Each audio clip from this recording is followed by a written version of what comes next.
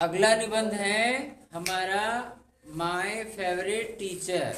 My favourite teacher मतलब मेरे पसंदीदा अध्यापक, ठीक ना। माय माने मेरे, फेवरेट माने पसंदीदा, टीचर माने अध्यापक। तो हमें निबंध लिखना है कि मेरे पसंदीदा अध्यापक। तो जितने भी छात्र हैं सभी छात्रों के कुछ ना कुछ फेवरेट टीचर होते हैं, सभी के होते हैं। जब मैं पढ़ता था तो मेरे भी थे, अभी आप लोग पढ़ रहे हो तो आपके भी पसंदीदा टीचर हैं, सबके होते हैं, ठीक। तो हमें उन पर निबंध लिखना है। जैसे कि अगर हम किसी को पसंद करते हैं, किसी अध्यापक को पसंद करते हैं, तो उसमें हम क्या क्या खूबियां देखते हैं कि उनमें उनके पढ़ाने का ढंग कैसा है, वो कैसे कपड़े पहन कर आते हैं, ठीक ना, और उनके पढ़ाने का तरीका, ठीक। और हम क्या देखते हैं कि क्या वो टीचर टाइमिंग से आते हैं, क्या हमारी सारी समस्याओं को हल करते हैं। उनके अंदर बहुत सारी क्वालिटीज हैं और उन सारी क्वालिटीज को हम देख करके ही तय करते हैं कि वो टीचर अच्छे हैं कि नहीं है। बाद में करो। तो पहला हेडिंग हम बनाते हैं इंट्रोडक्शन। इंट्रोडक्शन मतलब हमारे शिक्षक का परिचय। उसके बाद अगली हेडिंग हम लिखते हैं कि his dress and manner.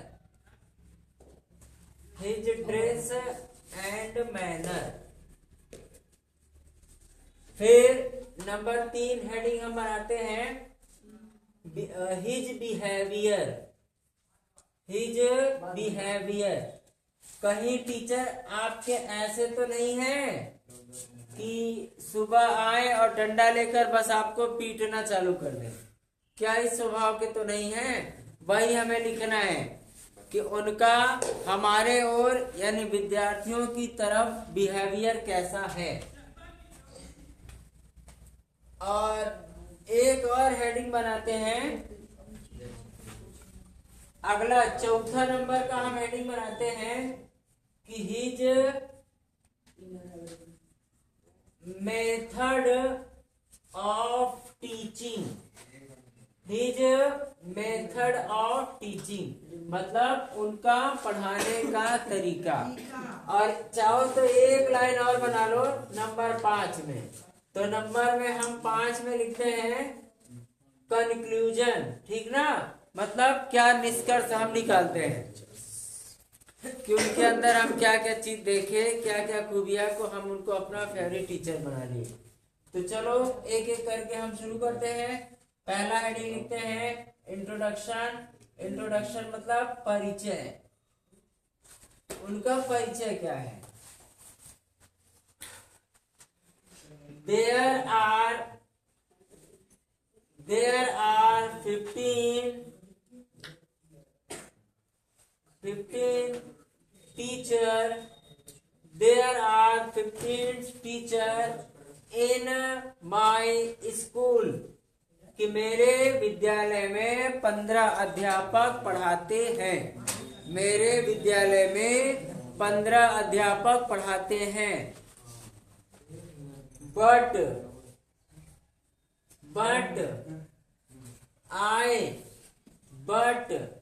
I like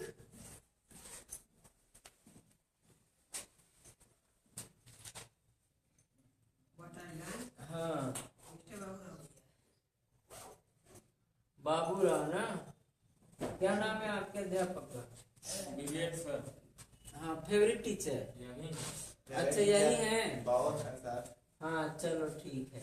नहीं विवेक सर मोस्ट मतलब कोई भी मोस्ट यानी सबसे ज्यादा।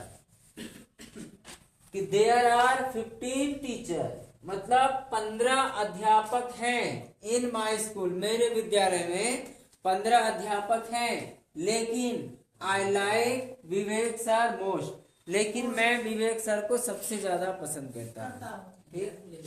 आगे लिखते हैं कि ही इज वह है well educated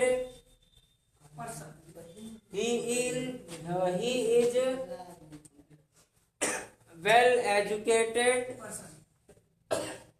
and well educated and solved teacher. Solve teacher. Solve मतलब होता है सुलझे हुए व्यक्ति, है ना. सुलझे हुए का अर्थ है कि जिसके पास कभी कोई परेशानी नहीं होती है ना, वो उसको हम कहते हैं यार ये बड़ा सुलझा हुआ आदमी है. यानी वो अपनी सारी परेशानियों को हल कर लेता है, उसके पास कोई परेशानी कोई दिक्कत नहीं है, मतलब वही सुलझा हुआ व्यक्ति है. तो वह है वेल एजुकेटेड, मतलब पढ़े लिखे हैं और बहुत ही सुलझे हुए व्यक्ति हैं. हम अपनी क्वालिटी लिख रहे हैं, मतलब हम अपने अध्यापक की क्वालिटी लिख रहे हैं. आप लोग अपने अध्यापक की क्वालिटी लिखना, क्योंकि निबंध ही तो लिखना है. निबंध में जरूरी नहीं है कि जो लाइन हम लिख रहे हैं वही लाइन आप लिखो. हम अपना सोच कर लिख रहे हैं, आप अपना सोच कर लिखो. ठीक है. बस ध्यान रखना कि हमें 80 से लेकर के 100 वर्ड में निबंध पूरा करना है, जिसके लिए हमको बोर्ड से 6 नंबर मिलेंगे. और ये 10 में भी काम करेगा और ये कक्षा 12 में भी काम करेगा. ठीक है, इसलिए ध्यान से देखना. तो वह पढ़े लिखे और सुलझे हुए पर्सन हैं. अब इंट्रोडक्शन हो गया. सेकेंड हेडिंग बनाते हैं.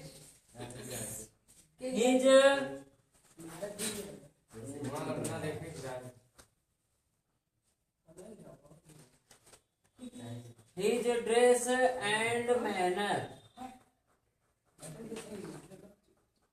His dress and manner. यानी उनके कपड़े और उनका मैनर मतलब तरीका. तो लिखेंगे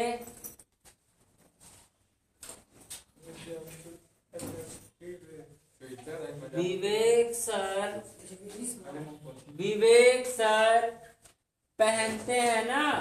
पहनते हैं मतलब लिखेंगे पुट्स ऑन. क्या पहनते हैं? Puts on. क्या पहनते हैं? Very simple dress.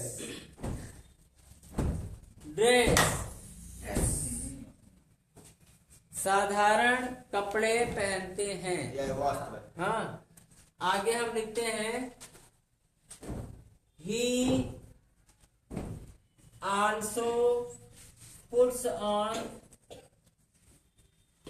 formal dress. Formal dress. Formal dress का मतलब है कि पैंट शर्ट शूज यानी जूता टाई. ठीक है, ये होता है फॉर्मल ड्रेस. ठीक. तो he also puts on formal dress, कि वह फॉर्मल कपड़े भी पहनते हैं.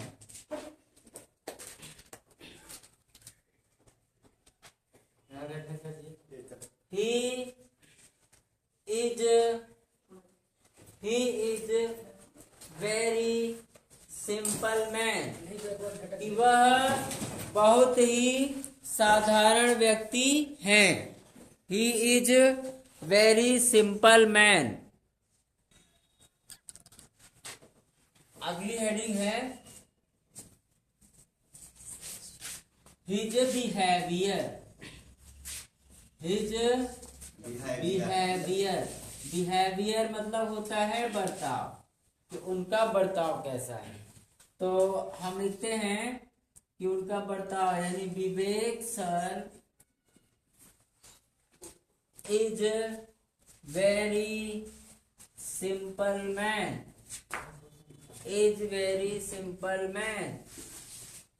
He never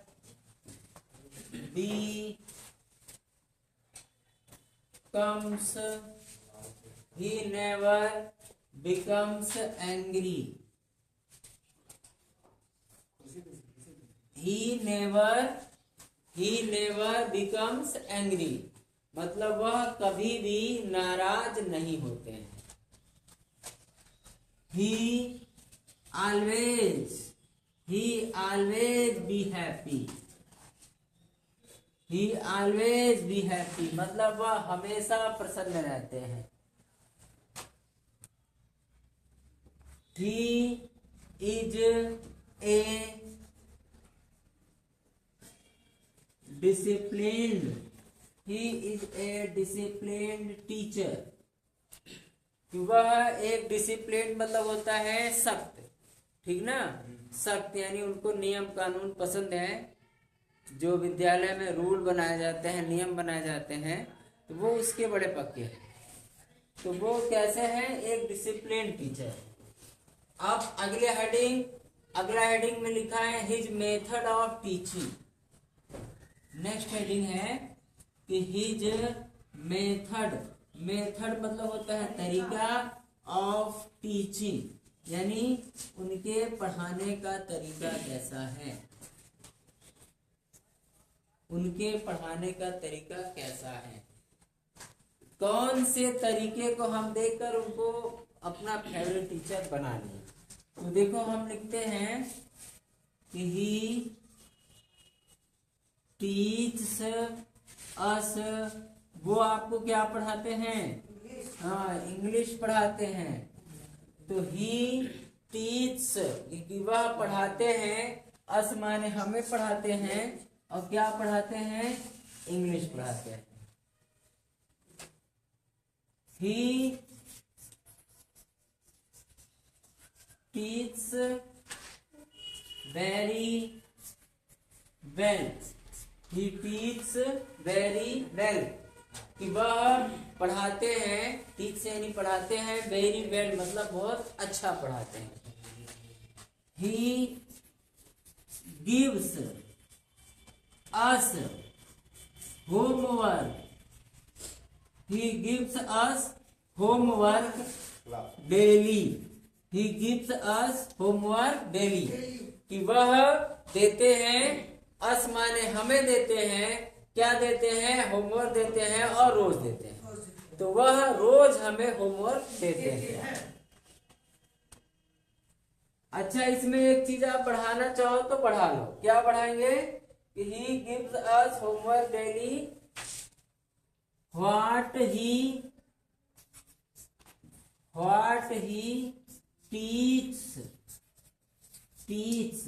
what he teaches, what मतलब जो वह पढ़ाते हैं, कि जो वह पढ़ाते हैं, जो टीचर हमें रोज पढ़ाते हैं, वही उसी से संबंधित हमें होमवर्क देते हैं। ठीक है, इसका अर्थ ये हो गया। अब आगे पांचवा हेडिंग मतलब कंक्लूजन यानी इससे हमें क्या शिक्षा मिलती है। तो देखो लिखेंगे, Vivek sir is the best teacher कि विवेक सर सबसे अच्छे अध्यापक हैं।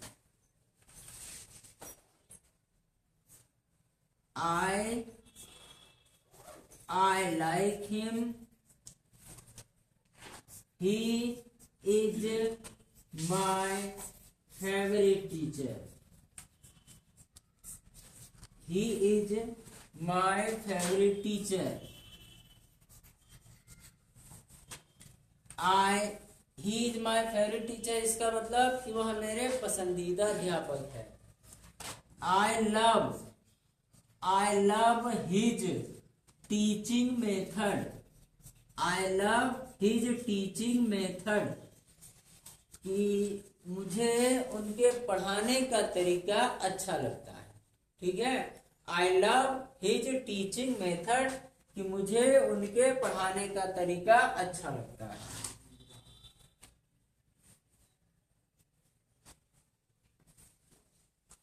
वैसे अगर आप गिनोगे ना, काउंट करोगे तो लगभग ये 80 वर्ड का हो गया होगा। ठीक है, तो आपको 80 से 100 का ही लिखना है। तो ये 80 से 100 के बीच में है। अगर आप इतना ही लिखते हो तो आप लोगों को पूरा नंबर मिलेगा। इसमें हमें लिखना क्या है कि हमारे अगर पसंदीदा अध्यापक हैं तो हम उन्हें क्यों पसंद करते हैं, उनके अंदर क्या क्या खूबियां हैं, बस वही लिखते जाओ, बताते जाओ कि हाँ ये कपड़ा पहन कर आते हैं, इतने बजे आते हैं, लेट नहीं आते हैं, समय पर आते हैं, क्या पढ़ाते हैं, कैसे पढ़ाते हैं, होमवर्क देते हैं कि नहीं देते हैं, क्या जो पढ़ाने के बाद हम लोगों से पूछते भी हैं, जो जो भी उनके अंदर खूबियां हो वो सारी चीजें आप लिख दो। अगर किसी का मीनिंग नहीं आ रहा है तो उसका स्पेलिंग बना के लिख दो, वो भी सही है। ऐसा ना हो कि आप अनुवाद करना जानते हो और उसका स्पेलिंग ना याद हो तो आपका अनुवाद रुका रह जाए। रुके नहीं, अगर उसका इंग्लिश आपको नहीं पता है तो स्पेलिंग बना के लिख दो, वो सबसे बेस्ट है। एग्जामिनर उसको भी पता है कि बच्चे को इंग्लिश नहीं आ रहा था, इसलिए उसने स्पेलिंग बना के लिख दिया। हाँ, बाकी सब सही है तो आपको पूरा पूरा नंबर मिलेगा। ठीक है, तो ऐसे ही इसी तरह से आप लोग बोर्ड एग्जाम में लिखोगे।